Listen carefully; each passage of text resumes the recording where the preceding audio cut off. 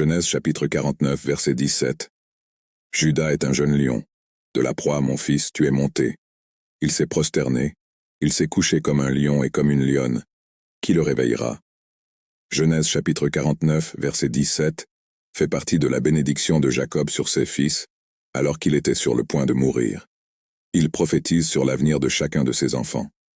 Voici quelques considérations pour mieux comprendre le sens de ce verset. Référence à Judas. Jacob prophétise spécifiquement à propos de Judas, l'un de ses fils. Judas est destiné à jouer un rôle important dans la lignée d'où viendra la royauté d'Israël, y compris le roi David lui-même et, finalement, Jésus-Christ. Comparaison avec un lion. Jacob utilise la métaphore d'un lion pour décrire Judas. Il l'appelle un jeune lion, suggérant une force croissante. L'image du lion est aussi souvent associée à la royauté et au courage, indiquant la position distinguée que Judas occupera parmi ses tribus. Ascension de la proie. L'expression « de la proie, mon fils, monté » peut faire référence à la victoire ou à la conquête. Cela peut être une allusion à la victoire de Judas sur ses ennemis ou à sa position ascendante dans la lignée. Cette partie de la bénédiction suggère le succès et le triomphe. Comportement de lion. La description de Judas comme un lion qui se prosterne et se couche comme un lion, et une lionne reflète sa force et sa domination.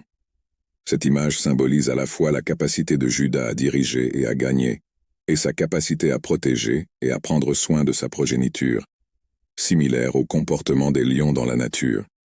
Qui va le réveiller? La dernière partie du verset est une question rhétorique. Qui va le réveiller? Cela suggère l'idée que la force et l'autorité de Judas seront si marquées que personne ne pourra facilement le défier.